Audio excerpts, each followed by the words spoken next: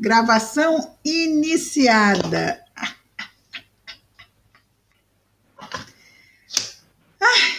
A porta aberta. A gente faz assim, ó, pronto, já não mostra mais a porta. Vamos fazer assim, vamos botar essa caminhazinha para cá.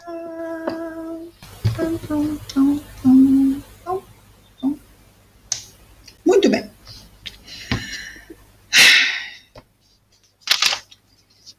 Gente, tô cansada já. Estresse. Cansa, respira, estresse cansa. Pois então, bom, vamos lá.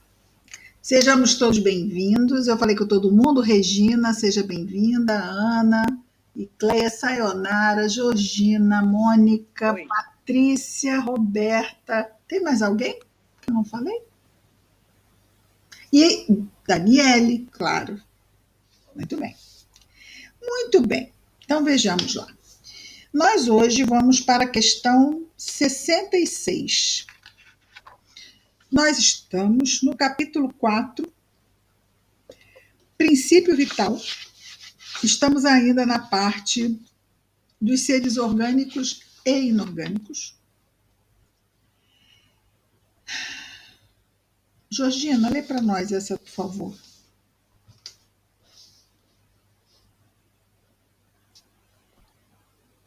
Está sem som, Georgina. Eu sempre escuto. 66. O princípio vital é o mesmo para todos os seres orgânicos? Sim. Modificado segundo esses. É ele que lhe dá o movimento e a atividade, e os distingue da matéria inerte, pois o movimento da matéria não é vida. Ela recebe esse movimento, não a dá. Muito bem. O movimento da matéria não é vida. A matéria recebe o movimento pelo princípio vital. Ela não dá movimento, certo? Então, o princípio vital é o mesmo, ele é o mesmo, mas, é claro, adaptado à especificidade das espécies. Tranquilo, gente? Tranquilo. Alguma questão? Não? Regina, lê a próxima, por favor. Sim. 67. A vitalidade é atributo permanente do agente vital ou se desenvolve tão só pelo funcionamento dos órgãos? Resposta. Ela não se desenvolve senão com o corpo. Não dissemos que esse agente sem a matéria não é a vida? A união dos dois é necessária para produzir a vida. Muito bem. Então, não adianta a gente ter só o corpo, nem só o princípio vital. Para a gente ter uma matéria animada, a gente vai ter que ter a união desses dois, certo? Certo. Muito bem. 67. Aí tem a A. Não, vamos deixar. Tem o A. Vamos 67A. Não, vamos deixar a Patrícia agora assumir a 67A. Obrigada, Regininha. Nada, filho. Patrícia, 67A, por favor. Aproveitando que hoje você pode, Patrícia. Poder-se-á dizer que a vitalidade se acha em estado latente quando o agente vital não está unido ao corpo? Sim, é isso. Aí tem uma nota de Kardec, posso ler? Claro. O conjunto dos órgãos constitui uma espécie de mecanismo que recebe impulsão da atividade íntima ou princípio vital que entre eles existe. O princípio vital é a força motriz dos corpos orgânicos, ao mesmo tempo que o agente vital dá impulsão aos órgãos. A ação destes entretém e desenvolve a atividade daquele agente, quase como sucede com o atrito, que desenvolve o calor. Muito bem. Então, bom, pode-se dizer que a vitalidade se acha em estado latente. Latente, está ali esperando, né? Estado latente é aquele que está ali, mas não se manifesta.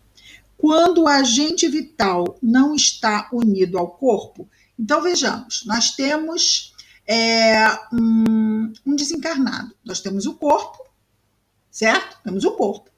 Mas o princípio vital que está latente não pode mais se unir ao corpo, pode? Já houve a desencarnação, acabou. Não há mais como esse princípio vital se unir a esse corpo e animá-lo, ok? Onde nós vamos ver a vitalidade? Nós vamos ver a vitalidade nos micro-organismos que vão o quê? Consumir esse corpo no estado de decomposição, né? Esse corpo vai começar a se decompor. Por ação de quem? Dos micro-organismos que estão, sim, ligados a esse princípio vital. Olha que interessante. Então, o que nós vamos ver é a ação da vitalidade, mas não mais naquele corpo, e sim nos micro-organismos que vão consumi-lo. Tá certo? Então, nós temos o corpo e nós temos o princípio vital. Então, Cristiana. Desculpa. Mas então, os micro-organismos, o princípio vital é diferente do que está ligado ao corpo? O que a gente viu aqui na questão 66? Que o princípio vital é o mesmo em todos os seres orgânicos, mas é modificado segundo as espécies. Então, entendeu? Cada um tem o seu princípio vital. Quer dizer, esses corpos, cada um vai receber o seu... É como sangue. É como sangue. Todos nós temos sangue, mas um é o sangue A, o outro é o AB, o outro é o O, o outro é o B, não é isso? É. Então você tem que receber, se você tem A, você tem que receber A. O. Mas tudo é sangue. Então, nas espécies, nós vamos ter o princípio vital, mas em cada uma, esse princípio vai vir na forma modificada para atender aquela espécie. Entendi. Entendeu? Mas, Cristina, e no caso do suicida? Esse fluido vital que fica com ele ainda, no caso do suicida, ele teria anos ainda para viver, ele fica ligado ao corpo só ou ao perispírito dele também? Não, olha só, esse fluido vital está no corpo e ele está ligado ao corpo. Ele está ligado ao corpo. Então, vamos imaginar, o corpo é consumido, mas o duplo etéreo não é o corpo físico. Então, embora ele sinta a decomposição, porque ele tem laços fluídicos que o ligam ao corpo físico, essa dor da decomposição, porque ele vai sentir, né? Ele vai sentir aquele processo, vai ser algo não é agradável, né? Mas o que acontece? O corpo leva 3 anos para se consumir. 3 anos já virou. É quando você vai tirar lá a ossada e só tem osso, não tem mais nada, né? Você pega a ossada, depois de 3 anos só tem osso. Aí a gente vai dizer assim, então o suicida só sofre 3 anos. Não, ele vai ter o sofrimento de um corpo de decomposição termina quando a decomposição termina. Só que o perispírito dele, olha só, nós temos um corpo espiritual, vamos tentar assim. Mais uma coisa. Nós temos um corpo espiritual, tá? Nós temos o corpo físico, e nós temos o duplo. Nós temos o duplo, tá? Então, esse duplo é que faz com que esse corpo físico se anime. Tudo bem? Aí eu me mato. Aparentemente, não há ligação, mas existem ainda os fios fluídicos, certo? E aí eu vou sentir todo esse corpo se decompondo.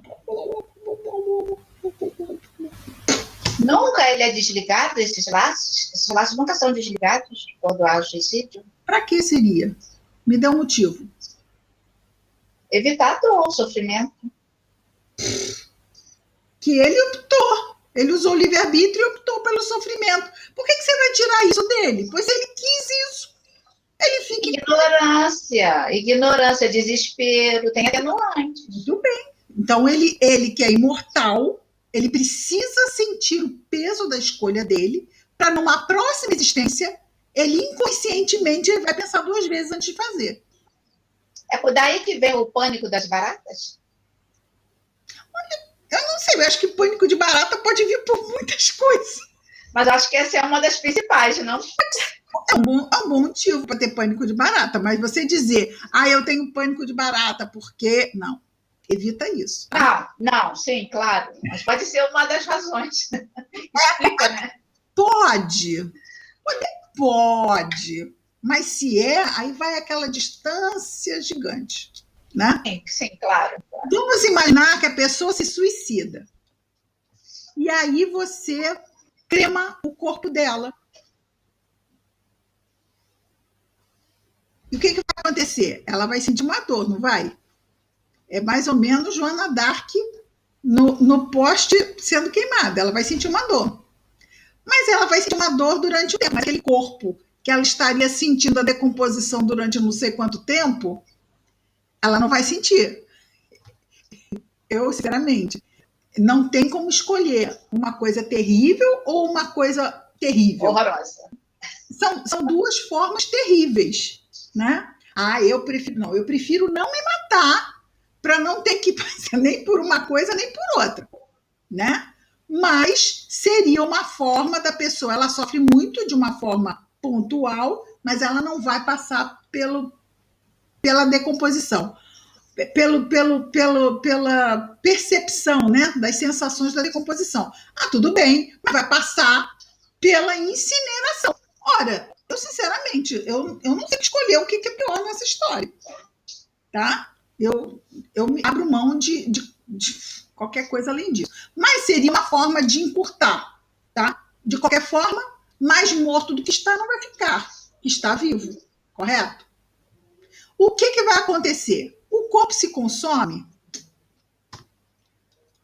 mas o duplo continua aqui, que deveria estar tendo a função de drenar o fluido vital para este corpo físico, a fim de que o espírito se manifeste no mundo encarnado. É para isso que está. Esse pessoal se reúne para isso. Efetivar a expressão do espírito encarnado no plano físico. Quando eu destruo o instrumento de manifestação, que é o corpo físico, eu tenho um problema. Eu tenho o espírito, o seu corpo espiritual, que é esse aqui, e tenho o duplo, cheio de fluido vital, num desencarnado, o que é totalmente desaconselhável, para não dizer inapropriado. Inapropriado. Porque esse fluido vital é simplesmente para animar a matéria bruta, do plano físico, digamos bruta, né? Quando você não tem mais isso tipo assim, viu, Regina? Vamos ser generosos, vamos queimar esse duplo etérico, que tal? Ele poderia ser queimado, tá? Ele poderia. Os espíritos poderiam fazer isso. Mas, para quê? Eu vou dar um reforço positivo para essa criatura? Ele tem que sentir até o último centímetro o peso do problema que ele criou para ele, porque senão ele vai reencarnar, a primeira frustração que ele vai fazer. Quer dizer, não, a primeira frustração que ele vai fazer vai de novo.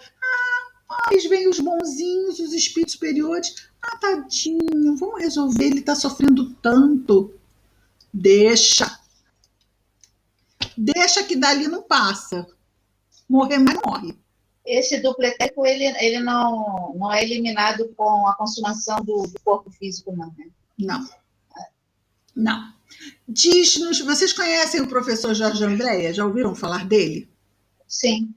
Né? Talvez alguns não tenham ouvido. O doutor Jorge Andréa escreveu alguns livros, era um estudioso, né? Já faleceu. Não sei se ele chegou a fazer 100 anos, acho que chegou, não é? Morreu com 101 anos. 101 anos, nossa Senhora. O professor Jorge Andréa, uma vez eu ouvi ele dando uma palestra bastante interessante. Existem espíritos, disse ele na palestra dele, que desencarnam e quando nós desencarnamos, o que acontece? Nós temos um duplo etérico com aquele fundo de tacho, né? De fluido vital. Fundo de tacho.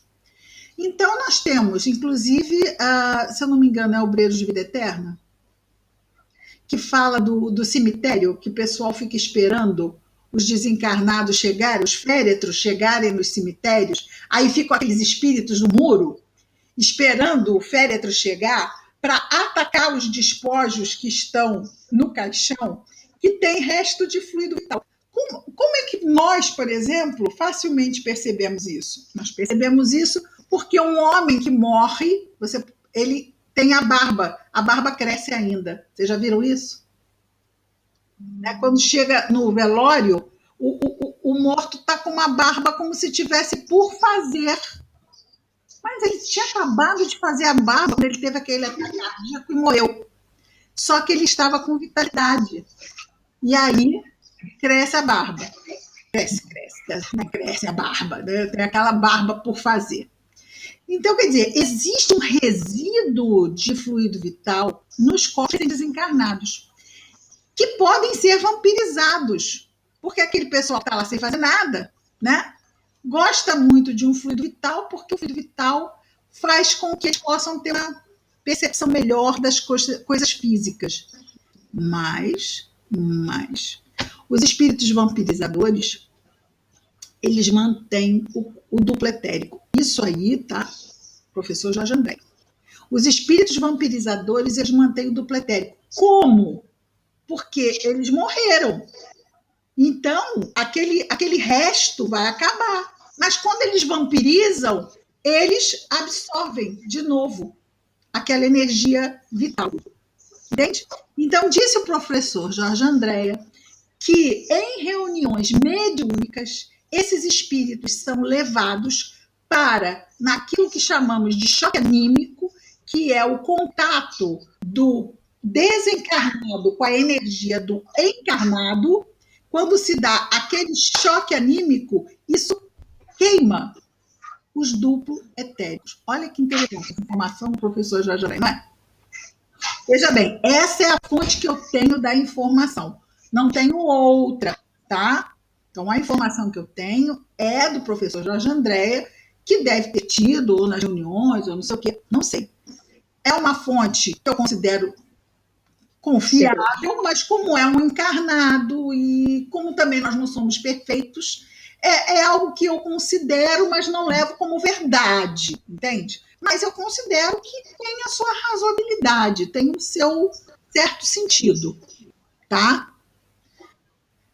Bom, o que eu quero dizer com isso? Que é possível um desencarnado manter o seu duplo, mas só à custa de vampirização. Tanto que, mas então os espíritos, nós quando morremos podemos ser vampirizados? Não. Não se, como diz lá em Obreiros, se não me engano, se a gente não for Obreiros, eu voltei, porque eu sempre me confundo, como voltei também tem casa de cemitério, né? Eu às vezes me confundo, mas eu tenho quase certeza que é Obreiros de Vida Eterna. Os amigos espirituais, quando chega o féretro de alguém que esteve bem, esse féretro ele tem um amparo dos amigos espirituais. E isso já é um balde de água fria naqueles que estão só ali esperando que diga assim, puxa, lá vem um protegido. Ou seja, esse a gente não vai poder atacar. E eles fazem... deixa eu só terminar um pouquinho, Regina. E o que os amigos espirituais fazem? Eles, inclusive, se não me engano, lá no Voltei, que o irmão Jacó está na sala, no velório, é feito na sala da casa dele. E os recebe um passe dispersivo. Exatamente, os espíritos dão um passe dispersivo para acabar com as últimas energias vitais que estavam ligadas ao corpo. Era isso que eu queria falar. Inclusive, encarnados também, médiuns passistas, já vi fazendo isso com o defunto ali, né? Presente. Então, mas a gente não precisa fazer isso, porque é ensinar padre a rezar a missa. Eu acho que os espíritos fazem isso, tá? Eles têm essa competência. Tá? Às vezes o encarnado tem síndrome de tenho que fazer, vamos fazer só a nossa parte. Eu costumo dizer sobre o encarnado que muita gente ajuda quando não atrapalha. Esse é o tipo da tarefa que é dos espíritos. Assim, quando um bebê nasce, não é um desencarnado que vai fazer parto, não é? É o médico encarnado que vai fazer o parto. Quando o espírito desencarna, é justo que os médicos da espiritualidade façam um parto do lado de lá. E quando chega aqui, faz-se o parto do lado de cá. Quando se vai para lá, faz-se o parto do lado de lá. E se ele não tiver muito mérito, aí pelo menos recebeu do lado de cá.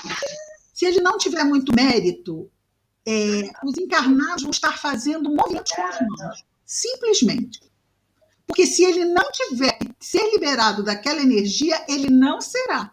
Independente do movimento das mãos que os desencarnados pensam estar fazendo. Tá? Então, às vezes, a gente acha que está resolvendo algo, mas olha só, quem manda não somos nós que mandamos nesse terreno. Se não é para ser feito, não será. Né? Então, a gente tem que... É melhor a gente fazer a prece e pedir para que a espiritualidade faça o que puder, orar em favor da pessoa, e eles vão tomar a frente disso. Não pensemos nós que nós vamos desligar alguém que não tem autorização para ser desligado. Não será. Né? Então, tudo vai acontecer na medida da assistência deles. Mas a gente pode pedir. Vamos pedir. Não, a gente pede, mas eu vou dizer assim, que a gente vê isso dentro do meio espírita também, entendeu? Por isso que eu estava Espírita é muita coisa que acha que é e não é, né? Espírita também tem uma certa imaginação sobre as coisas e faz, né, a partir da sua interpretação. Nem tudo que a gente pensa é, né? Mesmo que sejam os espíritos. Né? Sim, tanto que também não é muito comum. Eu vi 1 ou 2 casos só, entendeu? Mas quis comentar no estudo. Tá certo. Porque eu acho que é válido para até você fazer esse comentário, entendeu? Que pode ter? Com certeza. Do encarnado, eu espero de um tudo. Não, porque aqui é um grupo de estudo, então você dando a informação fica mais consistente na nossa formação, entendeu? Isso pode vir a acontecer de encarnados pouco conhecedores da matéria. Tá? Então, não é, a gente não tem que cuidar disso. Não é nosso métier, não é nosso encargo. Né? Bom. Cris. Fala. Eu e a Patrícia. Pode falar primeiro, Patrícia. Você poderia falar em relação à cremação, mas no Isso que eu ia perguntar. Que interessante. Eu ouvi só um instantinho. É porque eu ouvi um período de 72 horas. Chico, eu queria tirar dúvida em relação a isso também. Chico Xavier, Pinga Fogo. É lá que ele fala sobre as famosas 72 horas. Se vocês quiserem, tá? Emmanuel que fala isso para ele durante a entrevista, ele passa o que Emmanuel diz. O que ele diz quanto a relação a isso, gente, nunca nada é receitinha de bolo. O que ele está dizendo é um período razoável para dar tempo daqueles parteiros da espiritualidade fazerem o processo de parto, ou seja, da nossa desencarnação, e para eles a reentrada do espírito no mundo espiritual. Né? Muito bem, vamos lá pensar numa mulher grávida. Vamos pensar que ela tem a previsão do bebê dela nascer é dia tal. Vamos pensar que ela marcou uma cesárea, tá? Tem hora marcada. Vamos imaginar que ela tem uma hora marcada. E aí dá tudo certo, tá? Mas o bebê, muito ansioso, resolve nascer de 7 meses. Aí ela chega no hospital e o que eles dizem? Me desculpe, mas a senhora está agendada para daqui a 2 meses, a senhora, por favor, volte para casa. Não vamos ter ninguém para atender esta mulher? Ou haverão médicos para atender na emergência? Ana Vanessa, responda, por favor. Sim, vão ter médicos para atender. Teremos médicos, então, atendendo a emergência, é isso? Encarnados, né? Encarnados. Agora imagina os médicos desencarnados. Vão ser menos eficientes que os médicos encarnados? Não. Então estamos lá. E precisamos de um tempo razoável. Mas a família marcou para 12 horas depois da desencarnação vai ser a cremação da criatura. Vocês consideram isso emergência? Não. Claro que é. Pelo amor de Deus. Mas não está agendado? Olha só. É uma emergência. Não, sim, é isso que eu quis dizer. Eu quis dizer isso. Está agendado e o pessoal já está atuando, porque está. Ele está atuando num período, tipo assim, temos 3 dias. Né? Temos 3 dias para resolver o caso desse espírito. Mas daqui a 12 horas a família vai cremar.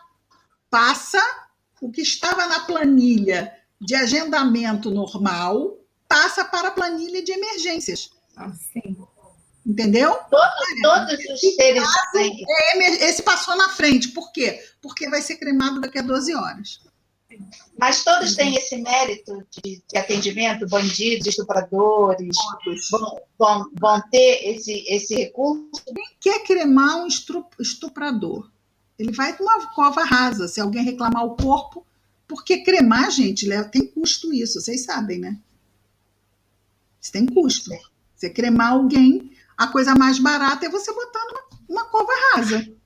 É o mais barato. Se ninguém reclamar, é na cova rasa que vai. Mas se fosse. Eles vão ter muito tempo para desligar a criatura. Sim, mas se não fosse assim, se fosse de graça, vamos supor, o crematório do governo, né? Esses espíritos que fizeram tanto mal à sociedade teriam o mesmo benefício de um outro? Vamos pensar assim, Regina, nós vamos usar uma decisão dos encarnados para começar a fazer a justiça divina? Não. Não, né? Olha só, vai ter um espírito, veja bem, os espíritos trabalham com casos, né? Vai ter um espírito que vai ser cremado. Mas o que ele fez? Foi bom pai de família? Então eu não vou nem poder fazer emergência, porque eu vou ter que fazer uma anamnese sobre o tipo de vida do espírito para saber se eu faço ou se não faço. Então ele vai ser tratado como um espírito que vai ter o seu processo adiantado. E as equipes é como os parteiros. Tá lá, a mulher vai ter neném. A mulher vai ter neném, tá? Mas essa mulher, ela é chefe do tráfico. Fria de doer, mata sem dó e piedade. Se ela tiver um parto emergencial, isso vai contar para a ética médica atender essa mulher ou não? Não, deixa ela sofrer. Ética médica. Ética médica. Vocês sabem, por exemplo, que vai totalmente contra a ética médica, falando de suicidas. Pessoas que tentam suicídio chegam nos hospitais e são torturadas pelos médicos. Entendeu? Por quê? Porque elas estão ali para atender, na ideia delas, quem quer viver e não quem quer morrer. Então elas se sentem agredidas, tipo assim, vou perder meu tempo com alguém que quis morrer? Então, muitas vezes, eles não tratam como tem que tratar, eles não cuidam como tem que cuidar, eles são muito mal cuidados, eles são agredidos verbalmente, tipo assim, da próxima vez faz direito, cara. Olha só, não corta assim não, da próxima vez você corta assim, que aí você vai mesmo. Então, eles são tratados assim, muito maltratados, geralmente, muito maltratados nos atendimentos, tá? Então, isso é antiético. Isso é antiético. Que quando você chega para ser atendido, o médico, o enfermeiro, o que for, não interessa o que você é. Você é um doente, está ali para ser assistido. O médico ou o enfermeiro não pode fazer a justiça com as próprias mãos. Se a gente não acha isso certo aqui, que dirá na espiritualidade, né? Pensamos que eles têm esse bom senso. Sim, Patrícia. Eu já senti um pouco isso na minha pele, porque eu já atendi marginal em hospital, algemado na cadeira, e eu, como profissional, eu fui tirar a dor dele, ele estava com dor. Entendeu? Então, assim, ali no momento que a gente faz o atendimento, por mais que a gente saiba que ele está algemado, a polícia está ali do lado, mas você vê o paciente com dor, entendeu? Então, assim, a ética, realmente, a gente tem que esquecer um pouco isso, entendeu? Senão você pira. E a misericórdia divina também agindo de qualquer maneira, né? Porque às vezes até um ato desse pode fazer com que ele se modifique também, né? Às vezes um ato de amor, de caridade, e faça ele repensar sobre os seus próprios... Mas eu falo mais da ética daqui da... Faz porque é certo. Você não faz porque é bom. Você faz porque é certo. Né? Quem não faz o que é certo é que está sendo mal. Mas quem faz o que é certo não está fazendo mais nada que a sua obrigação. Não está fazendo nenhum bem. Só está fazendo a sua obrigação. Né? Isso é interessante isso também, né? Aquele negócio. Você tem 2 pacientes para atender. Né? Um é bom e o outro é um bandido. Né? Mas só vai poder atender um. Aí tem essa história no Evangelho, né? Aí qual que ela vai escolher para tirar a dor, pelo menos primeiro, socorrer primeiro? Vamos seguir os preceitos da Cruz Vermelha. A Cruz Vermelha ela tem 7 princípios. Imparcialidade é um deles. Então, quem vai ser atendido? Muito bom o seu caso. Esses casos são discutidos logo no início, porque o primeiro curso da Cruz Vermelha é sobre os seus princípios. Você tem que aceitar se submeter a esses princípios. Então, quem vai ser atendido? O mais grave. O mais grave é sempre o primeiro atendido. Você tem um bandido e tem um homem de bem. Quem vai ser o primeiro atendido? O mais grave. Tá? Então, é bastante interessante. Tanto que a Cruz Vermelha ela vai exatamente em áreas de conflito, em áreas de guerra. E existe isso, não é? Existem 2 lados. Existe o inimigo e existe o aliado. E aí nós vamos ter dois soldados, um aliado e um inimigo. E quem atenderemos primeiro? O mais grave. O Evangelho tem essa situação. Quem vai ser o primeiro atendido? O mais grave. O Evangelho tem essa situação, se você salva a vida de um benfeitor ou de um malfeitor. E que ele diz que quando você salva a vida de um malfeitor, às vezes ele repensa e se modifica. Né? Porque o outro arriscou a vida dele para salvar uma pessoa que é nociva à sociedade. Sim, mas isso, né? É quando você arrisca a sua vida para salvar um... para salvar... O médico não está arriscando a vida dele, né? Não. Aí já vai outra situação em que você arrisca a sua vida para salvar um malfeitor, se seria lícito, seria válido, né? E aí eles nos dizem que sim, né? Porque às vezes esse ato faz com que a pessoa mude de atitude, né? Entra no hospital que em 24 horas você aprende isso num minuto. O quê? É só trabalhar um dia no hospital que você aprende isso rapidinho. Deixa eu perguntar para a Ana Vanessa. Ficou tranquilo, Ana Vanessa? Sim, eu até estou linkando até com outras situações. O próprio bombeiro vai fazer um resgate. Não há a competência de se pensar numa situação dessas, como a pessoa agiu ou não, né, ou age durante a vida até aquele momento, não interessa. A obrigação do bombeiro é resgatar aquela pessoa. Exatamente. Eu, por exemplo, no estudo que eu estou fazendo agora, a gente fala sobre psicologia ligada a vítimas de violência doméstica, abuso sexual, infantil, estupro, essas coisas. E o que é importante é a gente saber que existe o trabalho de um profissional, seja um médico, um psicólogo, né? Mas existe o trabalho do juiz. Então, quem vai julgar o criminoso é o juiz.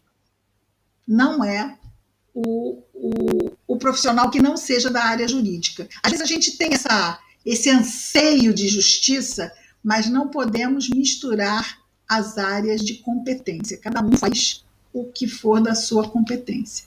Né? Cabe ao juiz julgar, né? E ao médico socorrer. Cristina, Robertinha. 2 coisas. A primeira é só para uma observação. A importância real do estudo, né? Porque quando a gente você falou de cremação, aí foi falado do Chico, né, de 72 horas, como é importante você passar essas informações, porque isso foi o quê? Logo quando minha mãe desencarnou e tudo, e foi cremada, eu estava na casa espírita e um convidado chegou lá, foi feita essa pergunta, o cara falou só 72 horas. Aí eu fiquei, né, peraí, Ai, meu Deus, não tem nenhum caso, não tem nenhuma exceção? Não. Eu saí de lá arrasada. Você imagina? Né? Então, assim, é importante saber, é importante entender isso, né? E a outra pergunta, e aí é uma pergunta, quando a gente, por exemplo, aqueles casos de hospital, né? A pessoa está no hospital, aí morre, mas volta, né? Morre, a maquininha faz pi, e aí depois dá um tempinho e volta. Como é que é isso? Teve, assim, eles já sabiam no plano espiritual que ele ia ter essa parada, né? E voltar? Olha, eu recomendo um canal do YouTube que fala a vida, eu vou colocar depois para vocês, a vida, o que é a vida final, se eu não me engano. É bem parecido com aquele documentário, o nome, né? Mas é o que é a vida final, se não me engano, é isso. É um programa excelente, é um programa feito por brasileiros, mas hoje em dia tem até legendas em inglês e espanhol, porque são casos de pessoas, se chama EQM, experiência de quase morte. Tá? E é cada experiência de babá, de babá. Então, essa proposta do programa é trazer esses casos para que as pessoas saibam, inclusive quem faz as perguntas é um médico, um cirurgião, sabe? Então, quer dizer, é muito, muito interessante os casos que são trazidos. Quantas vezes os espíritos dizem assim, olha, não, você tem que voltar. E às vezes a pessoa diz assim, não, eu sentia que se eu quisesse eu podia ficar. Mas eles ou me aconselhavam para voltar e tal, e eles voltam. E é importante esse depoimento, né, deles.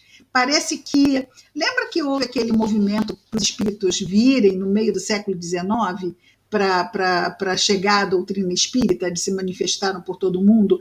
E é uma coisa bastante interessante que eu vejo em vários desses documentários desse canal, que parece que há esse objetivo, né, de que claro que essas pessoas tinham que passar por experiências, né, muitas vezes dramáticas e tal, mas essa questão de eles irem do lado de lá e voltarem, para eles darem o depoimento deles. Não, eu estive lá, e como são muito parecidas, assim, no sentido de alguns elementos, né? Alguns elementos são parecidos, mas cada história é muito particular. Os cientistas têm que fazer muito esforço para colocar aquilo tudo no campo do devaneio. De qualquer forma, é interessante porque as pessoas voltam e estão mortas e dizem o que os médicos conversaram durante a parada cardíaca. Ninguém disse para elas. Entendeu? Como é que podia saber? Então, tem certas coisas que são provas, gente. Não porque esteve aqui, disse isso, falou aquilo, entrou fulano, saiu Beltrano. Quer dizer, como a pessoa podia saber isso? Outra situação de que enquanto aconteceu isso, foi visitar pela menina do quarto ao lado, que vivia no hospital com uma doença crônica, e ela tinha morrido 2 dias antes. E a menina veio conversar com ele, com o rapaz que passou pela experiência, e ninguém contou para ele da existência dessa menina, e ele descreveu a menina.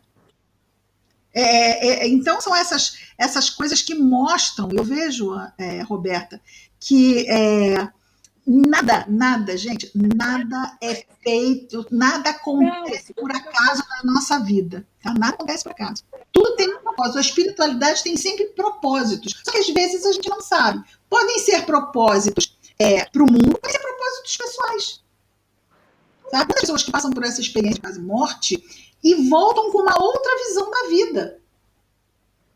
Isso faz com que elas deem nova configuração para a vida delas. Quer dizer, é uma experiência também maravilhosa para realizar o caminho, né? É quase uma linha de pensamento rápido, assim. Vai lá, pensou, viu lá, agora volta e muda aí. E no caso do fluido vital e tudo, como é que isso... Ele não desliga, mas aí eles já estavam preparados para não cortar isso? Não desliga. Não desliga. Ele simplesmente, o coração parou, a máquina parou. Mas os fios fluídicos estão lá, funcionando. Tá? A máquina parou. Os espíritos sabem, ele vai voltar daqui a pouco. Tá? Tanto que tem um período máximo. Né? Acima de tantos minutos tem morte cerebral. Então, quer dizer, e outra coisa interessante que aparece nesses vídeos é o tempo. Enquanto que aqui são alguns minutos, também tem casos de coma, tá? Também tem casos de coma, que eles contam e tal. Mas enquanto que aqui são 2, 3 minutos, acontece um montão de coisa com a pessoa do lado de lá. Então é uma outra versão de tempo, entendeu? Então, mas ele já veio programado para isso, já teria que. Isso veio no plano dele. Não é sempre. É de bolo. É uma tendência. Não, isso acontece é porque pode ser, pode, mas às vezes pode ser simplesmente a intervenção do anjo guardião, pedindo essa medida, que pode ser referida, né? Deferida, pode ser deferida. E aí, aqui pessoal, oi todo mundo, oi. Tem que vir dar o ar da graça. E aí é uma ajuda que pode ser desse momento, não tem nada a ver com planejamento reencarnatório, entendeu? Aliás, eu acho que é o tipo de medida pontual, tipo assim, será que a gente pode lançar a mão desse recurso? Eles pedem, vão para as instâncias superiores, se for aprovado, é colocado em prática. Entendeu? Eles têm muitos recursos. Quando eles vão usar, como eles vão usar, com quem eles vão usar, aí vai ser pelo critério lá da avaliação dos mentores maiores, né? Nós vamos pedindo, assim como nós pedimos, os nossos superiores diretos pedem também. Pode ser que seja aprovado, pode ser que não.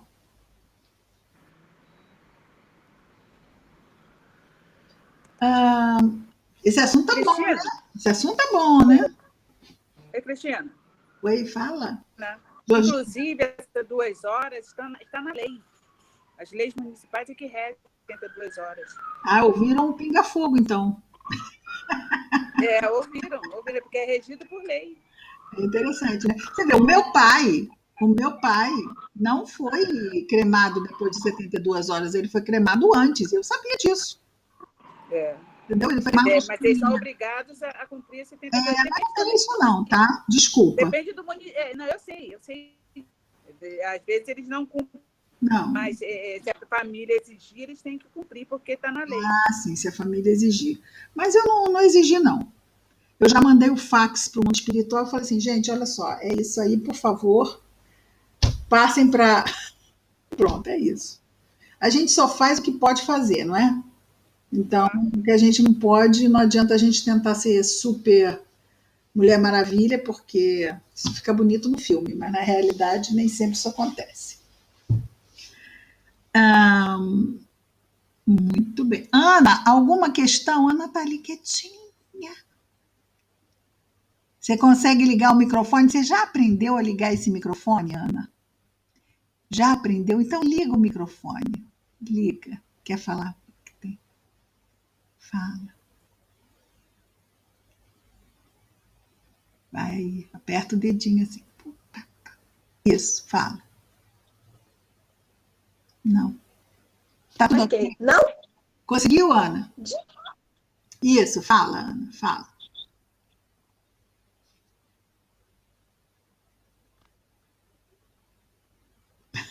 Você apertou na câmera.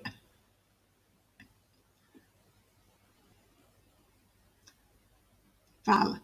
Olha, quando você vê que a sua imagem aumentou, é porque você acertou o microfone. Não aperta de novo, é uma vez só. Uma vez no microfone. Vai lá. Coragem. Isso. Agora o teu microfone está ligado. Você pode falar. Parado. Tá tudo bem? Tá muito confuso? Não, tá tudo bem. Tudo bem. Dá para digerir? Dá. Eu já tinha um pouco de noção disso. Muito bom. Eu gosto muito de ler. Muito bom, Ana. Ótimo.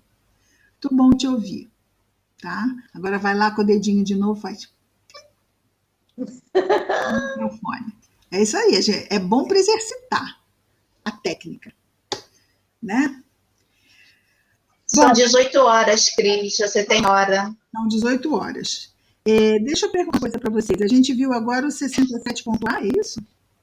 Agora que a gente vai ver o 67. Deixa eu ver. Não, ponto A. É isso. Foi a Patrícia que leu, não foi, Patrícia? Isso. Então, semana que vem, a vida e a morte. Atenção, apertem os cintos de segurança, que está na vida e na morte. Se bem que a gente hoje já falou bastante de vida e morte, né? Mas a gente continua, então, semana que vem, tá bom? Dia 4 Isso. do 11. Eu coloquei, foi ontem, né? O vídeo da semana passada, que eu esqueci de botar no sábado, eu botei ontem, tá? Tá bom, querida. Olha, um beijo enorme. Beijo para você, muito obrigada. Obrigada. Eu que agradeço. E um beijo a todas as meninas. Tchau. Até domingo. Tchau, querida.